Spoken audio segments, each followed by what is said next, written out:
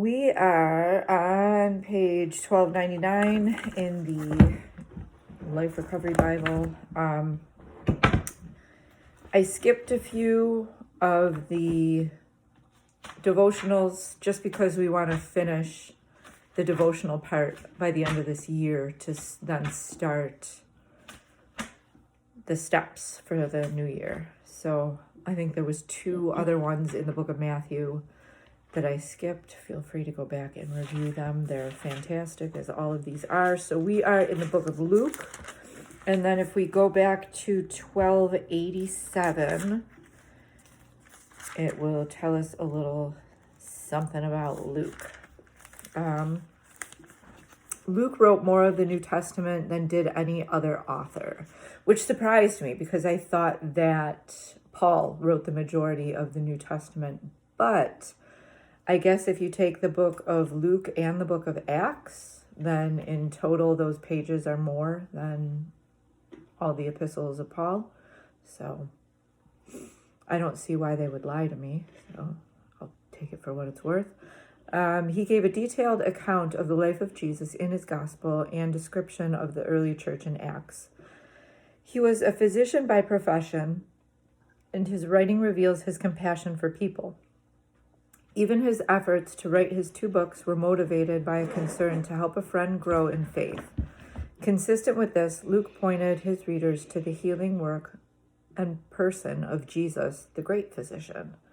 Luke's concern for spiritual health and others was matched by his compassion for their physical well-being. Throughout his book, he noted the physical suffering of people and care to those people received. He recounted many times how Jesus and his apostles brought physical and spiritual healing into hurting and broken lives.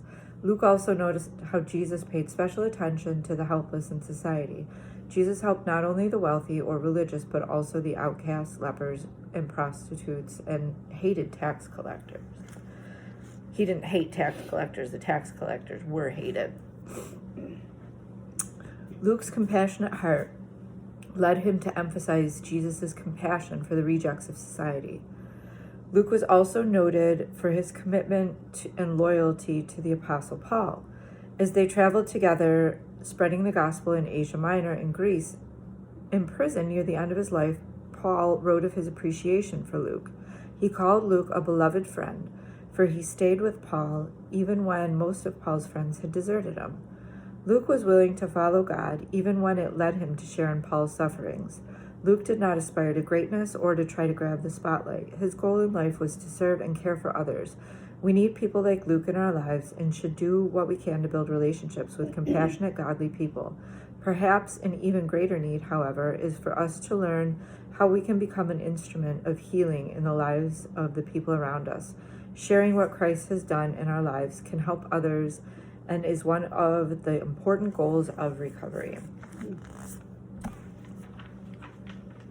So since I'm at home and it's just myself and Kara here, I certainly did forget to pray at the beginning of this, so I'll do that now. Father, thank you for this time here. Thank you for this opportunity to study your word and to rightfully divide the word of truth. Holy Spirit, we invite you in to just be with us in this study and help me to speak your words and your truth. In Jesus' name, amen.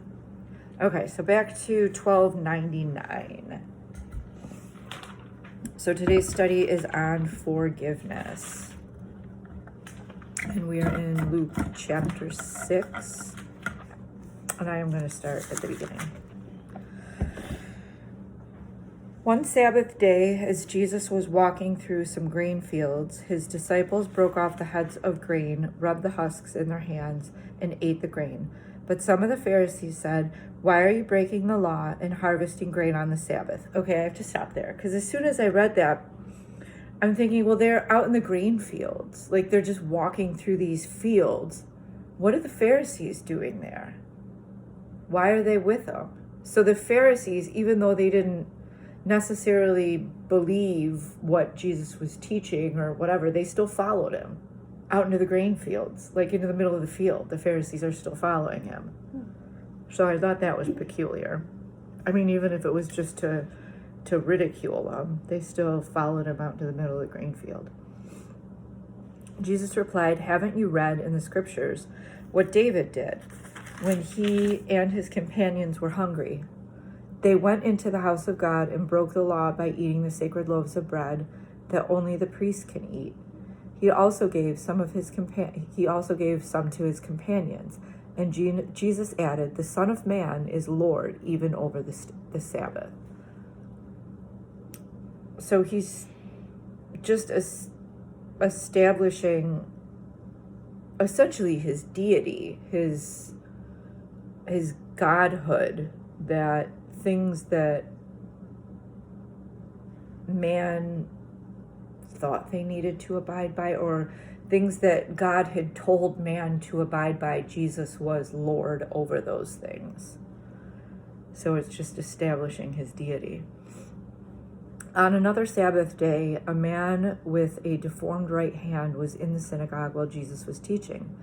The teachers of religious law and the Pharisees watched Jesus closely. If he healed the man's hand, they planned to accuse him of working on the Sabbath. So I think it's interesting that they say the teachers of religious law and the Pharisees, because the Pharisees were also teachers of religious law, but the teachers of religious law that they're referring to here, I believe, are the Sadducees, which a good friend of mine, I would always ask what was the difference between the Pharisees and the Sadducees, and the Sadducees don't believe in an afterlife, so they're sad, you see. Yeah. Yeah. Yeah. So, okay, so they're watching Jesus like a hawk, because this must be. It says on another Sabbath day, so it could have been, next week, couple weeks later, whatever. But they were watching him to see what it was like. I'm watching you, Jesus. So, but Jesus knew their thoughts.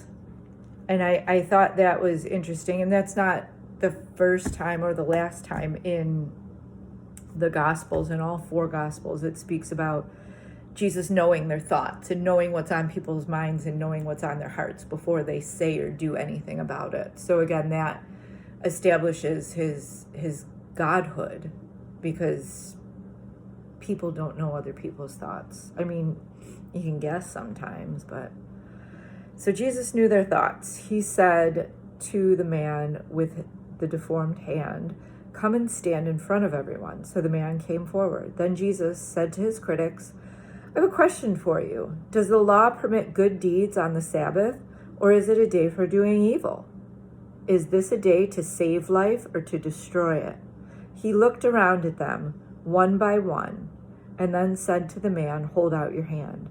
So the man held out his hand, and it was restored. At this, the enemies of Jesus were wild with rage and began to discuss what to do with him. So it's so peculiar to me that, I mean, it's not that peculiar because it still happens now that people that do good deeds, there's always a group of haters, because the haters gonna hate, because that's what they do. But we just shake it off, right? So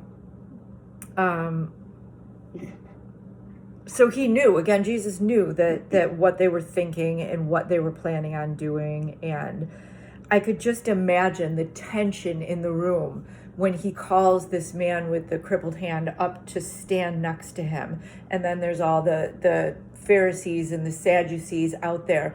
And it said he looked at them one by one. So he looked every single one of them in the eyes before he said, "Stretch out your hand," just to wait and give them an opportunity to argue their case or whatever. It's like what,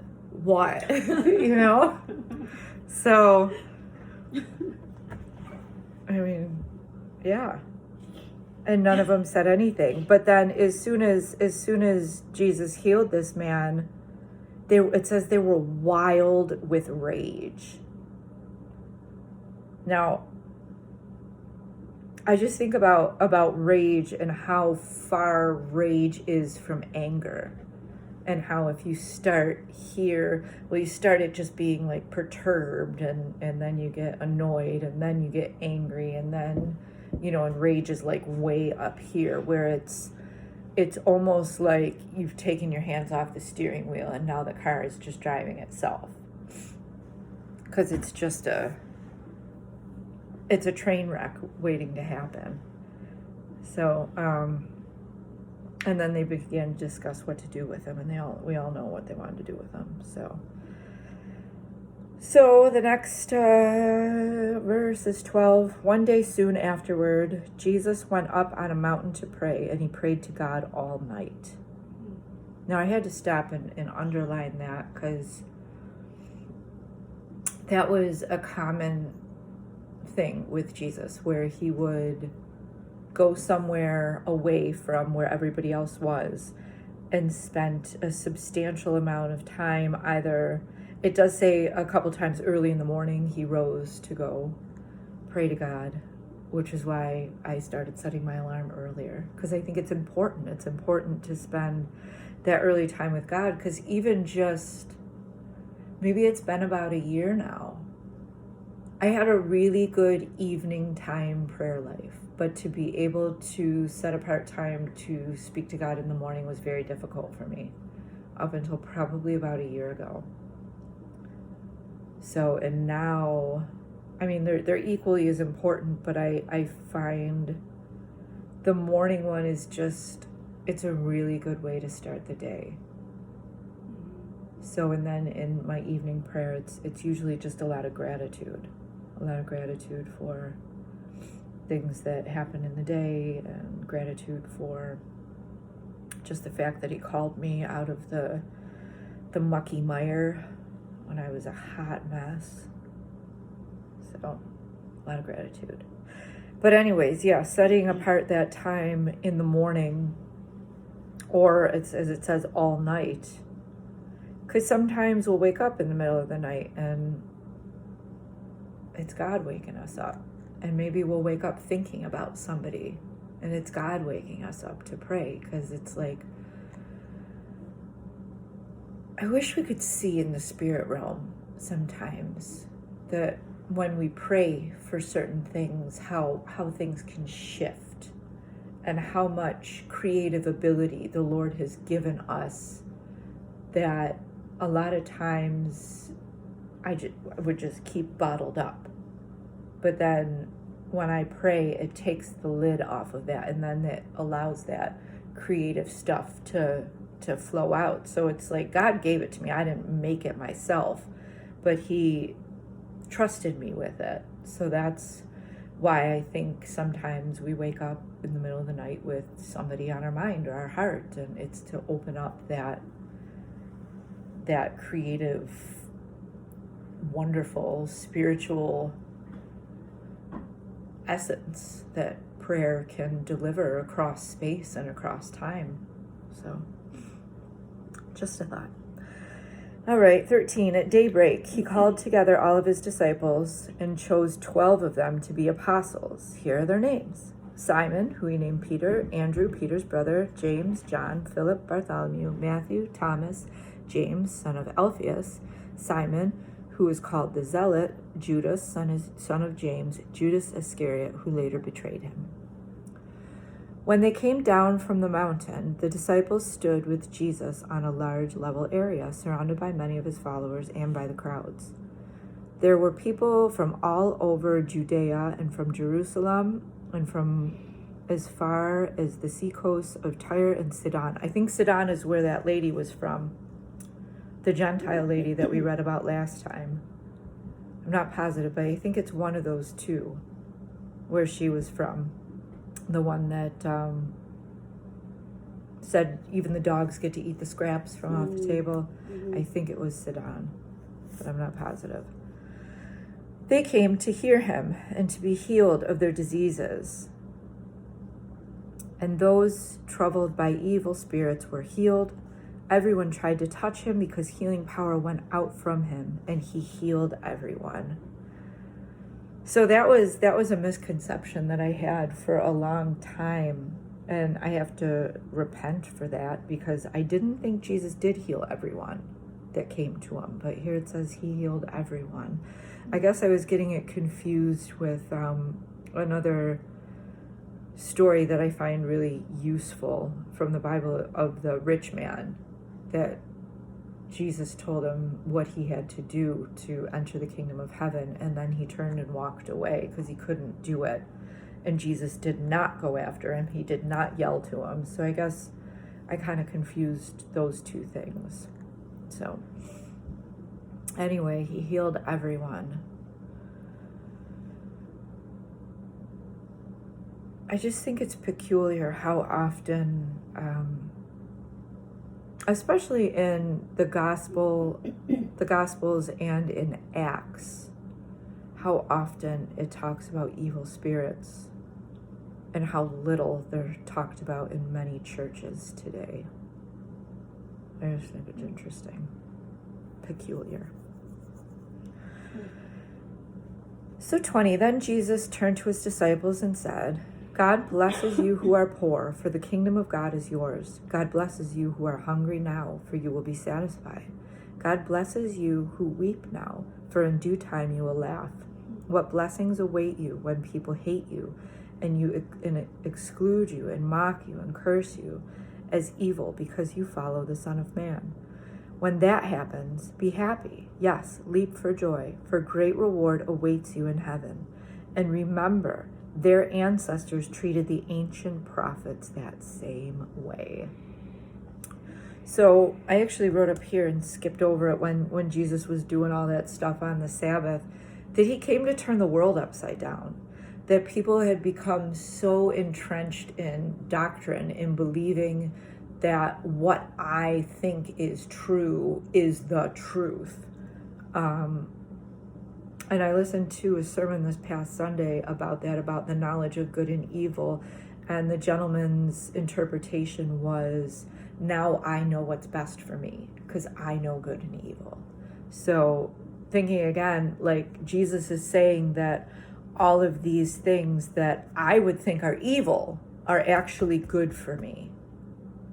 Like it's good for me to be poor. I believe another translation is poor in spirit, which means that it's not poor like financially poor. It's poor like I know I can do nothing without the help of God, that kind of poor. So, I would venture to say the same thing for the next verse where it says, God blesses you who are hungry now. I would say that that's spiritually hungry. God blesses you who weep now, who look around and see the disparities of, everybody around. That's heartbreaking. So, 24, what sorrow awaits you who are rich?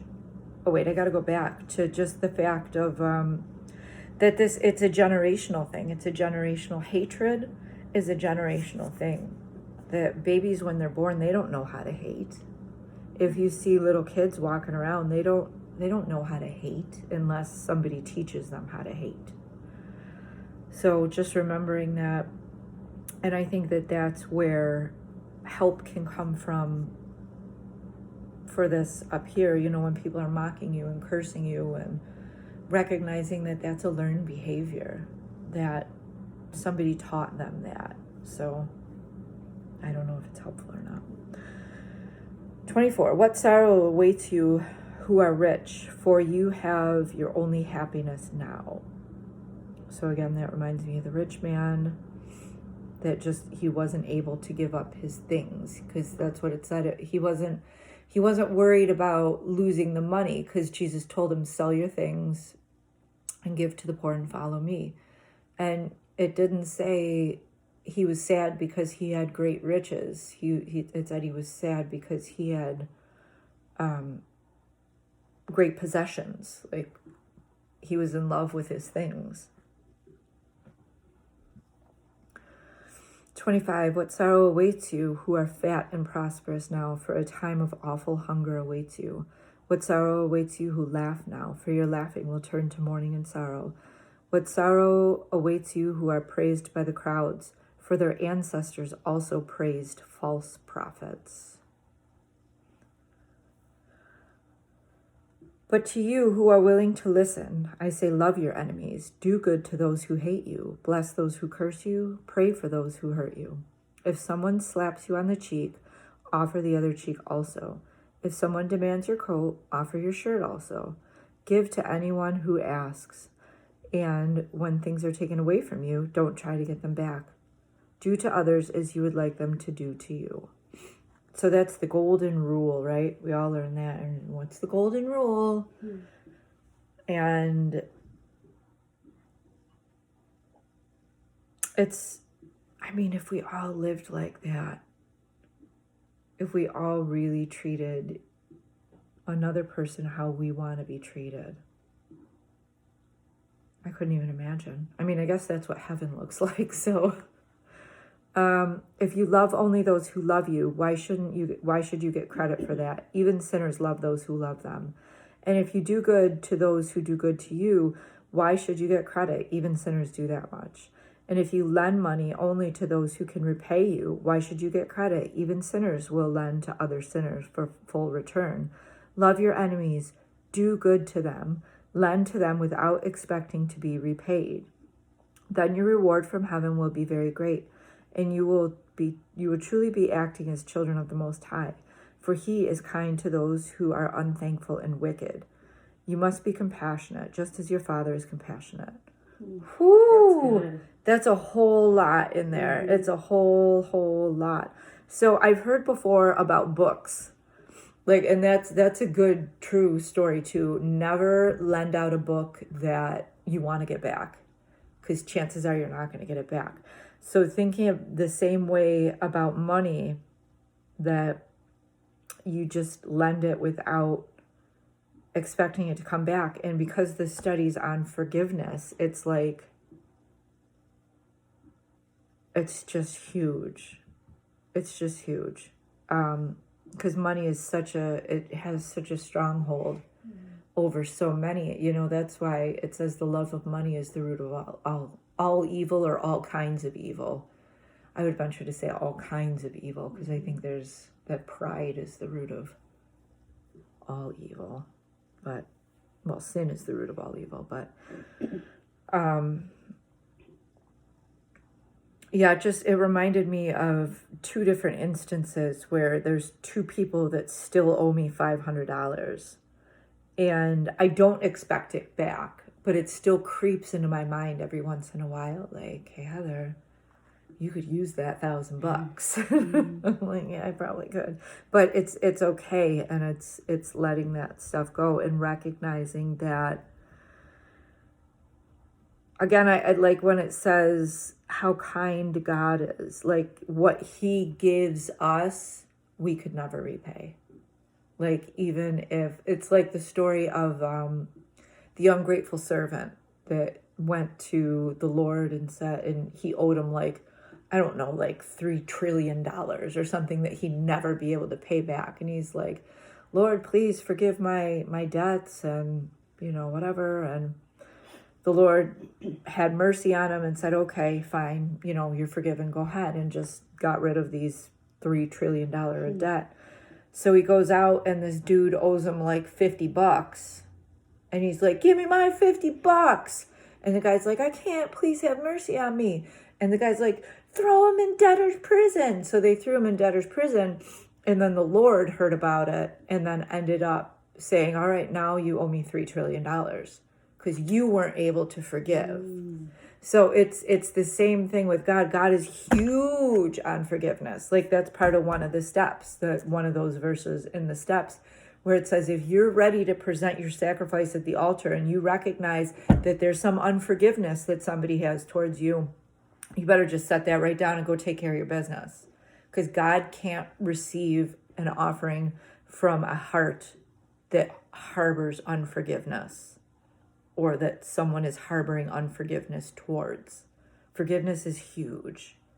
And the first thing that came to my mind when I knew that this was the study in Luke I wanted to do, because Thanksgiving is next week, is without forgiveness, we can't really be thankful.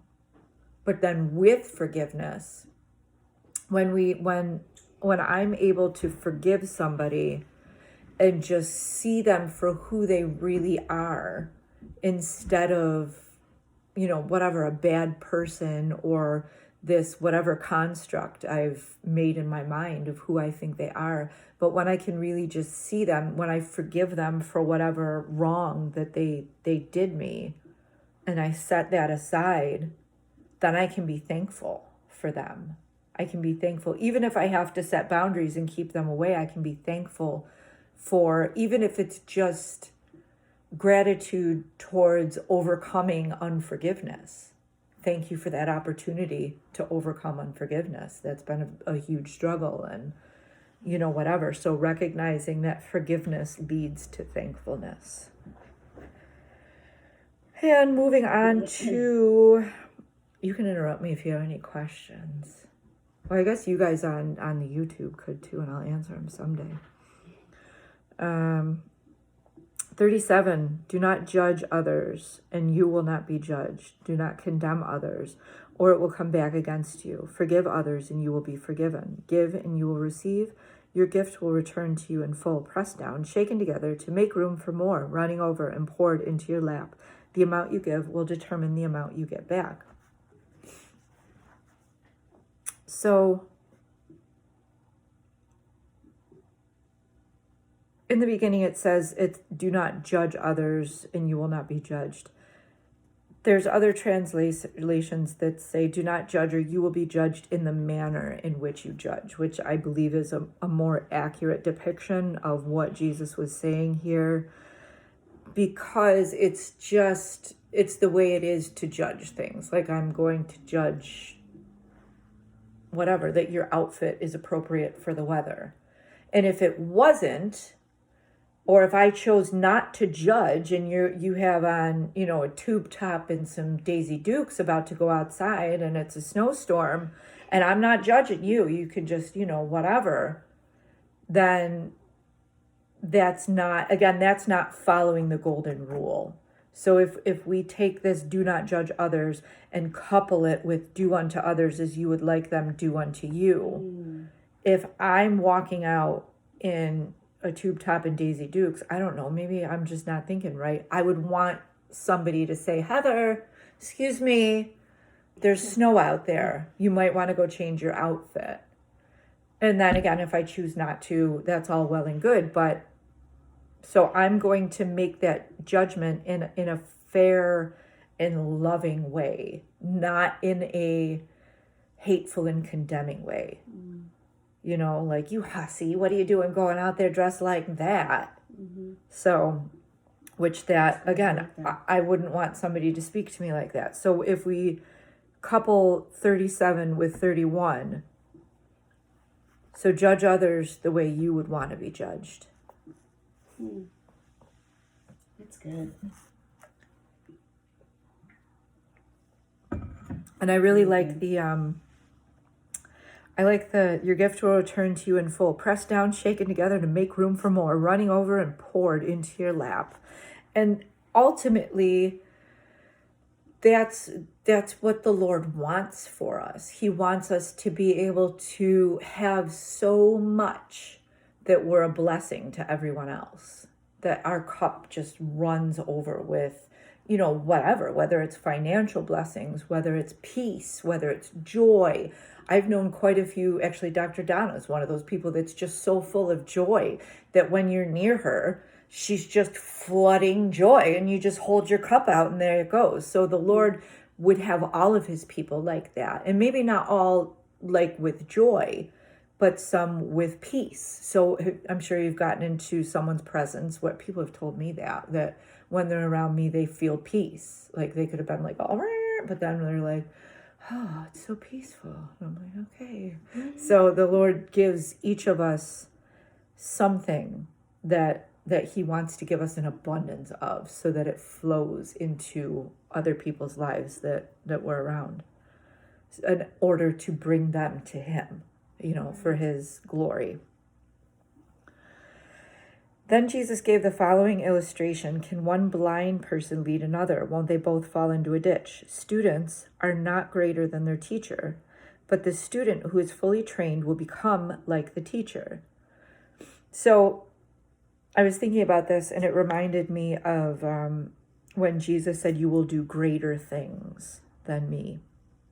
And there's a debate about whether he meant greater things like larger, bigger things, or greater things, more things. So I would venture to say greater things, more things, because there's more of us and our ministry is longer than 3.5 years. His was only 3.5 years. So I would reckon to say that was what it means. And why worry about a speck in your friend's eye when you have a log in your own? How can you think of saying, friend, let me help you get rid of that speck in your eye, when you can't see past the log in your own eye? Hypocrite, first get rid of the log in your own eye, then you will see well enough to deal with the speck in your friend's eye. I don't think we can. I don't think we can get rid of the log in our own eye. So again, it goes back to that judging thing, like noticing something, mentioning it, and then just getting on with my life because I have a log in my eye. So there's a log in the bottom of the sea. Oh no, there's a hole in the bottom of the sea. There's a frog on the log and the hole in the bottom of the sea. All right, the tree and its fruit. A good tree can't produce bad fruit, and a bad tree can't produce good fruit. A tree is identified by its fruit. Figs are never gathered from thorn bushes, and grapes are not picked from bramble bushes. A good person produces good things from the treasury of a good heart, and an evil person produces evil things from the treasury of an evil heart. What you say flows from what is in your heart. I love how it refers to the heart as a treasury. So it's something to be valued, something that holds valuable things. And I remember when David says, create me a clean heart. And then also when we were talking about, I thought it was in James, but I couldn't find it, where it says clean your own heart. So it's like this double, two people are working at cleaning the heart. You know, the Lord's working and I'm working.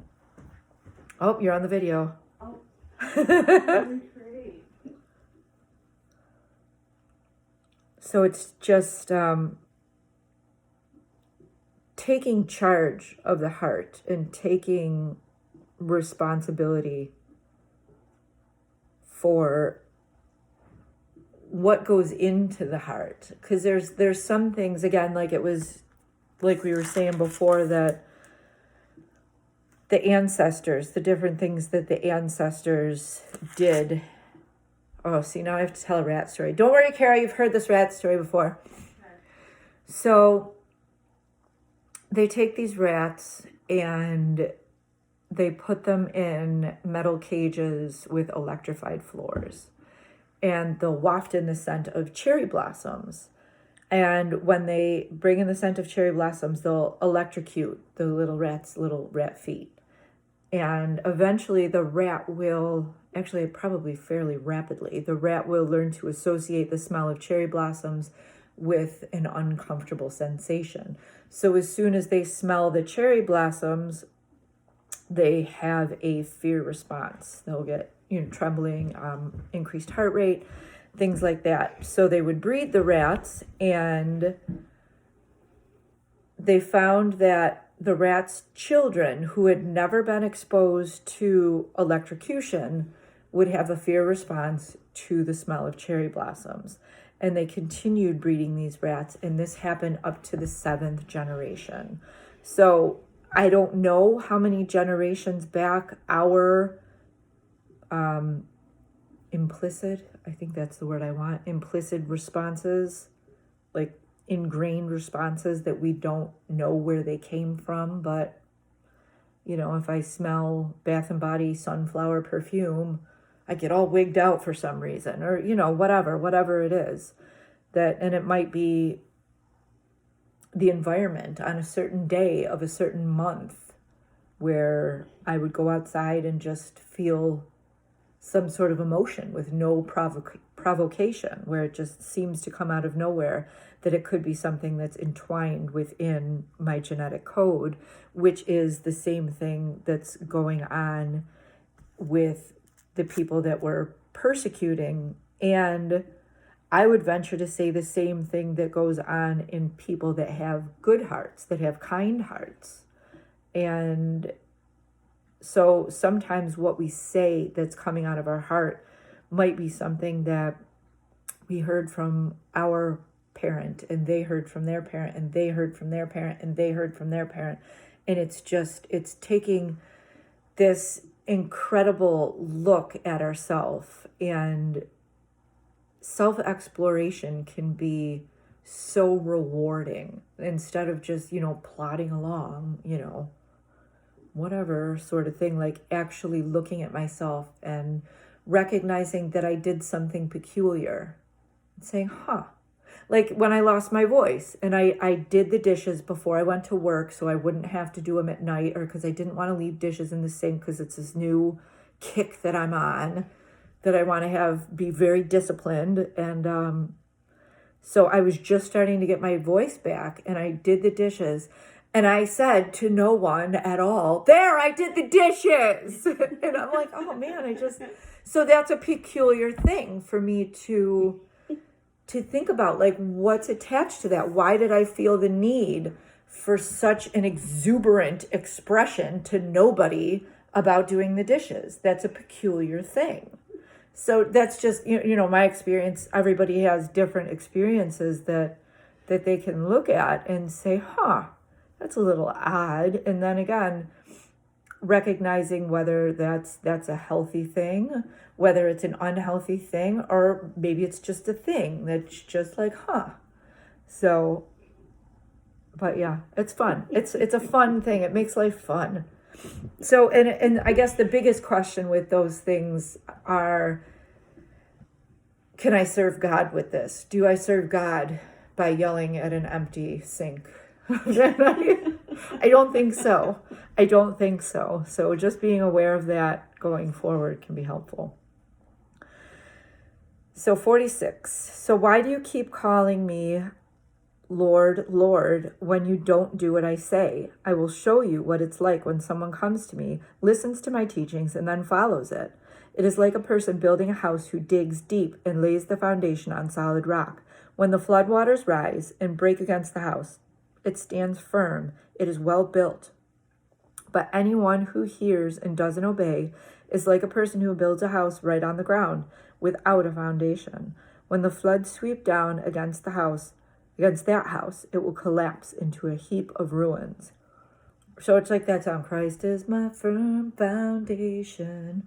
So yeah, he's the rock. And like when he says to Peter, this is the rock on which I will build my church, it's the realization that Jesus is Lord, and that if I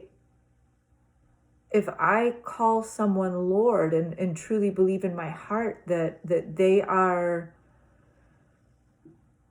smarter than me and better than me and know more than I do and have my best interest in heart, then I would do everything they say, right? I mean, and that's what he's saying, they're like, Lord, Lord, but it's just lip service. And that's why he says in the one where he says, many will say, Lord, Lord, and I'm going to say, I never knew you.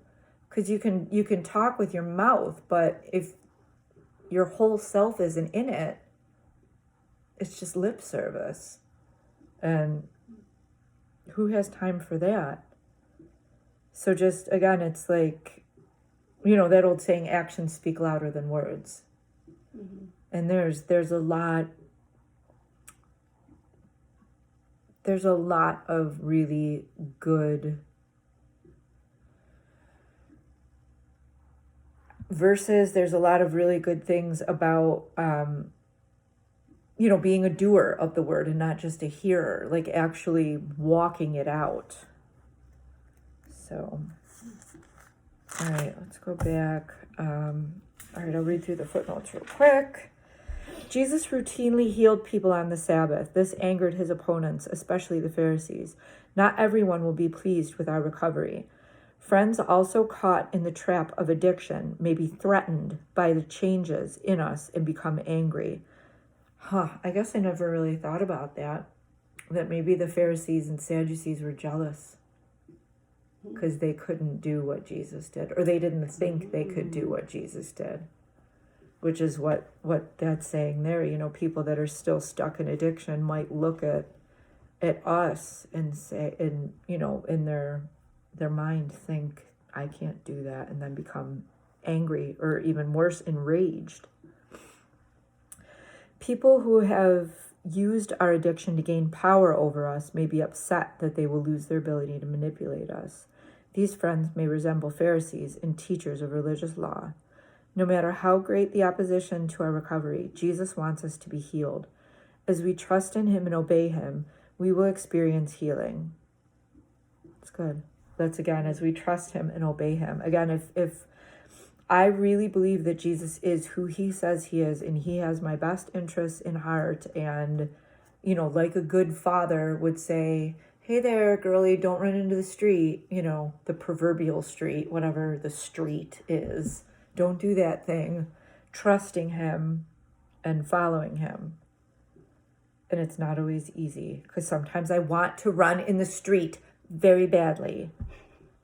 So anyways, when Jesus spoke about kingdom values, he was speaking about the importance of following God's priorities in life. He pronounced blessings and joy for those who follow him and hunger for God, but he pronounced sorrows on those who selfishly seek to be rich and live for the moment. By his strong words, Jesus was creating a crisis intervention of sorts. Those who put their greatest trust in money and material goods and did not realize their need for God will one day meet the great equalizer. Oh, I like that. Those who trust in God will be rewarded. I love the great equalizer. That sounds like a movie. Jesus Christ, the great equalizer. Coming to theaters near you. Okay, so forgiveness. As we set out to mend relationships, there may be some things that are beyond our control. Some people may refuse to be reconciled, even when we do our best to make amends. This may leave us feeling like victims. Once again, we are stuck with the pain of unresolved issues. We may be left with negative feelings that continue to surface. What can we do to gain control in these situations?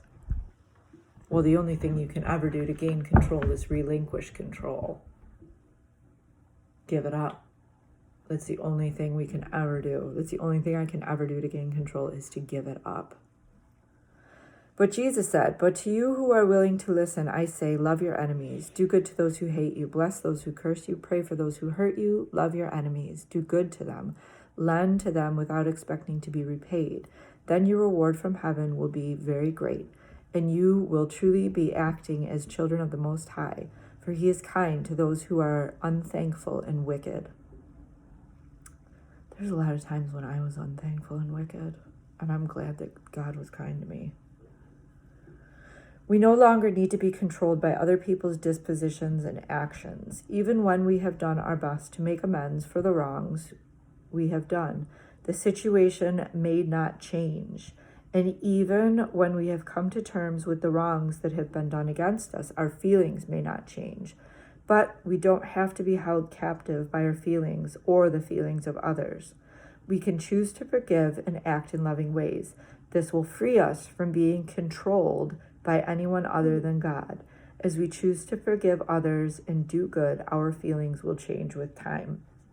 So when I was reading that, what I was thinking of, well, a few things I was thinking of. I mentioned it the last time we talked about forgiveness, that unforgiveness is like drinking poison and expecting the other person to get sick. It doesn't do anything to them. If somebody did something to me 5 years ago and I'm still like holding on to this and hate you, the only person it's hurting, like, and they're over there like, la la, the only person it's hurting is me, because look at how messed up my hands are holding on to this stuff. Eventually that's gonna cripple me, so I gotta let it go. And I like how it talks about feelings again, because that's a big thing for me. Recognizing the fleeting nature of feelings, and not just the fleeting nature, but the unreliability of it. Because like we were just talking about before with the rat story, we might not even know where those feelings are coming from half the time. So there's absolutely no reason to base any of our actions or decisions on our feelings. And recognizing that that hurts, that it's gonna hurt if I go out of my way after I have to talk myself up, psych myself up for it, and I'm like, Kara, I'm really sorry. And you're like, whatever, man, don't talk to me, you know? So that hurts. I can't deny that hurts. But it goes back to expectations, that having expectations is a very dangerous thing because you'll always be let down. You'll always be let down. If I expect something to go a certain way and it doesn't go a certain way, even if it does go the way that I expect it to, eventually it won't. Eventually it'll go a way I don't expect it to. So that's why living in the moment is so important. That's why not having expectations is so important. And that's why trusting God is so important. And as we walk into forgiveness, and like just recently I thought of something I was still harboring unforgiveness for, and I thought I was done. Like I really thought I was done, and then this thing just bubbles right up, just like, I don't know what it was like. It was like if you're watching a pond, like a really still pond, and every once in a while there'll be like just these little bubbles that come up, bubble, bubble, bubble. But then when it came up, it exploded, and it was like I was a mess because I thought I had taken care of all the unforgiveness. So I mean, I would homework, I guess, for you and anyone that's watching would be to sit before the Lord and say, show me where I have unforgiveness so I can let that go, to receive the full blessing, because that's what comes before. Forgive others and you will be forgiven. Give and you will receive. Your gift shall return to you in full, pressed down, shaken together to make room for more, running over and poured into your lap. That's what I want. So I want to make sure that I don't have any unforgiveness. Because then again, if I'm giving and I have unforgiveness, then it's not acceptable. He says if you're about to give something at the altar and there's unforgiveness there between you and your brother, leave your gift and go take care of that. That's first. Forgiving comes before giving. So, and forgiving comes before thanksgiving, because then we can truly be thankful. And then in that kind of a situation too, I can be thankful that I overcame my reservations to go and ask for forgiveness, because it's hard for me sometimes, especially if it's a long time ago and I don't want to open up old wounds, even if just for myself for whatever reason, or I was embarrassed by what I did and I don't want to talk about it. So even just being thankful for that, it's huge. And recognizing that when I step out into these uncomfortable things, the situations may not change, my feelings may not change, but my heart changes. That's part of the cleansing of the heart. That's part of how God creates a new heart in me and I clean my own heart, is by doing these hard things that Jesus asked me to do, because he's my Lord and I trust him with everything I do. And I trust that he has good things for me in my path if I adhere to the things he says in this book. So forgive and be thankful.